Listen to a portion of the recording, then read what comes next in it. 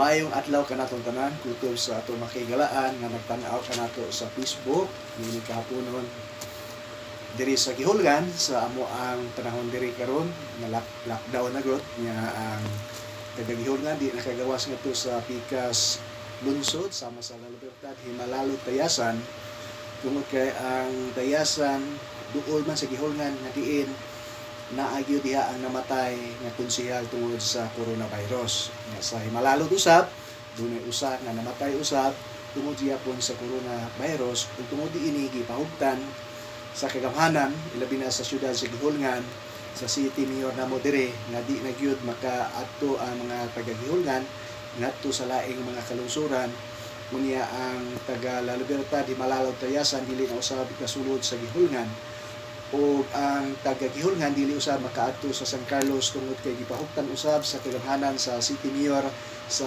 San Carlos nga wa na gyud taga-Occidental nga makasulod dito taga-Oriental nga makasulod ngadto sa Occidental mo na ang hitabo karon sa ato ang katanahunan apan bisan pa ni ana ang ato ang pagsalig sa ato ang labaw nga makagagahon numoy tag-iya sa tanan atong buhi nga Dios nga ato ang pagasimbahon ug atong saligan sa tanan. So niining kahaponon maghatag ako kaninyo pila ka mga pagdasig, pag-challenge sa katapusa kanato. Luyo niining atong gisaguban nga kalisdanan sa tibuok kalibutan, di lang tibuok Pilipinas, niining nga aguman kundi tibuok nasod nato nakaangko niining nga katalagman ug pagsulay sa ato ang kinabuhi. Nagkaduol na gyud ang pagbalik sa atong Ginoong Kristo tungod kay natuman na ang mga panagna anaa sa balaang kasulatan. Apan gusto nako nini kaponon magbasa ako sa balaang kasulatan nga pagdasig kini ni Jesus Christ ngadto sa iyang mga tinun-an sa wa pa siya mikayab ngadto sa gingharian sa langit.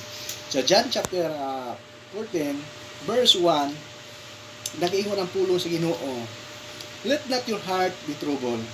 Ye believe God, you believe also me."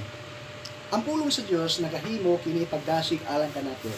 Di lang kini sa mga apostoles nga gidasig ni Jesus Christ, kaya mga apostoles makaigsuonan nagakaguol sila, nagkahangawa kay kung wala na si Jesus Christ ini kalibutan na apan aduna siya saad sa iyang mga apostoles sa iyang mga tinun-an. Ug gani maaplikar usab kini kanato nga mga katawhan sa Dios karon nga dili kita magakabalaka sa ato ang kinabuhi. Ingon siya, "Let not your heart be troubled." Ang mensahe niining kahaponon, niining adlaw nga akong pagdaton, kining pulong, "Let not your heart be troubled." Ano man gyud ngayon si Jesus Christ nga dili ta magakaguol sa atong kasing-kasing. Ngano man gihisgutan kini ni Jesus Christ ang atong kasing-kasing. Kaya ang kasing-kasing mga kaigsuonan, mao kini ang sentro sa tibuok natong lawas atong kasing-kasing. Di ka makaingon nga hunahuna lang, way labot atong kasing-kasing. Di ko pwede nga mingon ka nga, hunahuna lang, way labot ang kasing-kasing. Mga kaigsuunan, mga hinigugma kung makaigsuunan, apel ug sentro gayud ang atong kasing-kasing. Mga gimensyon ni Jesus Christ nga, "Let not your heart be troubled." Dili ka mo magkakaguol.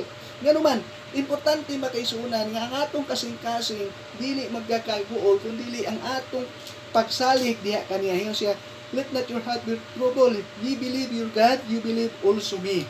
So, ang atong pagsalig ngadto sa atong Dios diha kang Kristo o diha sa atong Amahan.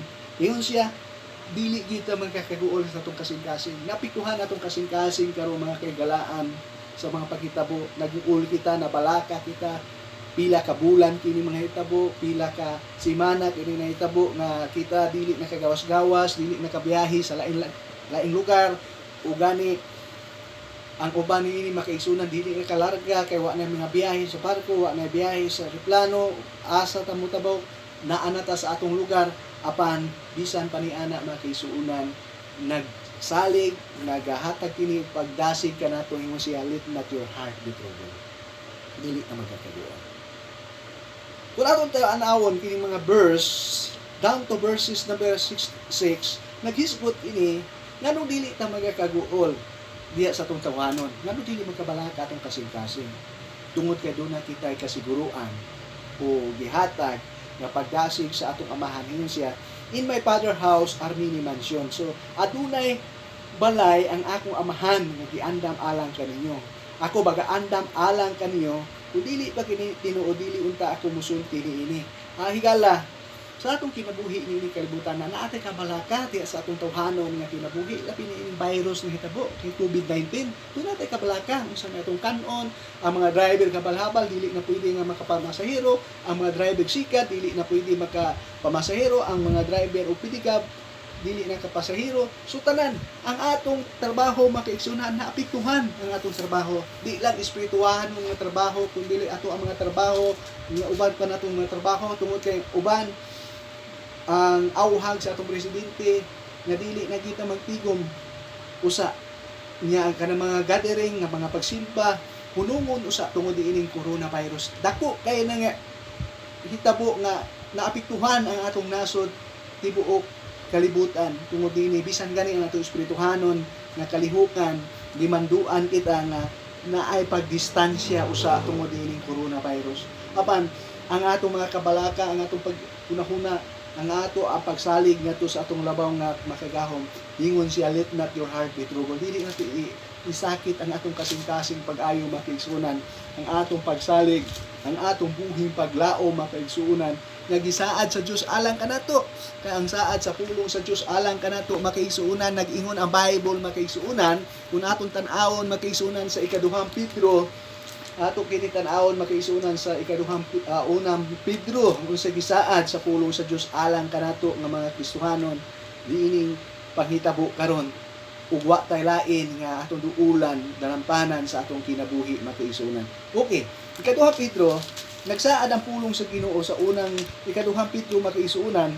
Tingon ang ikaduhang Pedro makaigsunan bersikulo 5. Tingon siya makaigsuunan, tataw kayo nga gisulti sa iyang pulong makaigsuunan sa klaro o gipasalig kini sa ato ang buhi nga Dios makaigsuunan sa pulong niya. Atong tan-awon kini nga gisulti sa iyang pulong makaigsuunan nga naghatag kini nato og pagdasig niining kalibutana. Ang pulong sa Dios nagasulti kanato dunay pagdasig siya alang kanato sa matag usa kanato nga dili kita magakabalaka pag-ayo sa ato mga paghitabo niining kalibutana mga kahigalaan. Nganuman, hingon siya sa iyang pulong sa ikaduhang Pedro kapitulo 5 bersikulo 7, hingon siya, ayaw kamo kabalaka, itugyan kaniya ang tanan ninyong kabalaka kay siya magaatiman kaninyo. Pulong sa Dios nagahatag kanato pagdasig nga siya magatiman. Salamat makaigsuunan sa iyang pagdasig sa iyang pulong nga atimanon ta makaigsuunan niya. Dili ta magkabalakag maayo makaigsuunan kay siya magatiman. Hingo siya magatugyan sa tanan niyong kabalaka nganha kaniya kay siya magatiman kaninyo. Atong mga driver nakaguol kay naay pamilya. Ato siyudad mga taxi, mga jeep, diri sa probinsya, mga habal-habal driver, sika driver, pedicab driver, nagkabalaka. Apan salamat nga nagasaad ang pulong sa Dios nga atong itugyan kaniya. Ama kabalaka sa katawhan hingon ang uban nga dili sila mamatay sa coronavirus, dili sila mamatay sa COVID-19. Ang ilang kamatian mao ang kagutom sa pamilya, kaanak nila, kabataan tungod kay dili naman makatrabaho tungod ini. Mao nga Kristohanon ka man, Christian ta, balik kita sa pulong sa Dios. Sa iyang gisaa siyang pulong nga anha ginato ang atong kasing-kasing ipahaluna isintro iya kang Ginoong Kristo. Salamat sa mga Kristohanon sa naay gitamnan og pagtuo diha sa atong buhi nga Dios nga ang kaluwasan nato dili ato ug ang imong pagtuo dili pud na mo'y magkaluwas kun dili ang pagtuo nga gitanom sa Dios nga gitanom diha kanimo makiigsuon na natamnan ka usa ka na imong pinili nga bisan unsa ang mga paghitabo niining kalibutana nga naa ang Dios kanato mutabang. Bisan kamatay ang panghitabo kanato ning kalibutan naa siya nga magatabang kanato nganuman ang iyang mga pinili, ang iyang mga katawhan nga naa diha kaniya makadawat sa bisaad siyang pulo nga gingharian sa langit nga walay katapusan, nga makapuyo siya sa iyang giandam nga mansyon alang kanato. Apan mintras buhi pa ta sa guban ta ni mga pagsulay sa atong kinabuhi, krisis sa tibuok nasod, dili lang gyud nato ikaguol maayo kini paghitabo nga nasinati karon, kundi mudut-dut no untangan ha kaniya. Ang atong pagdut-dut ha kaniya, pag-ampo kanunay maunay atong hinagiban, nga atong i-claim kanunay nga ang Dios baga tabon kanato sa iyang gahom, nga dili kita mas tapdan o mabutangan aning coronavirus, kundi mahilikay kini sa mga Kristohano. Sa mga balita karon, TV, radyo, social media, grabing kabalaka kanila. Ugani ang uban nga mga kabalaka, aduna la sila pamasing nga dili sa matakdan ni ining coronavirus. Ang uban nga nakita nato sa social media nga dunay nangahadlok sila, unya ng uban nangaon og itlog tungod kay mao nay nahimutang sa social media. Nabutang apan kana mga kaigsuonan nga mga panag tagna laman, mga panaghap mga kaigsuonan. Apan kung arita sa pulong sa Ginoo mubase, walay panaghap. Ang pulong sa Dios nagsaad ka lang nato. O kining saad sa pulong sa Dios kanato, mao ni atong himuong gabayan sa atong kinabuhi niining kalibutan na niining krisis nga atong nahitabo sa atong nasod sa tibuok kalibutan. Krisis sa coronavirus, nga kining maong coronavirus mawala na, ug mahimo laman kini nato ang makaigsuonan nga kining coronavirus mawala na kung atong sundon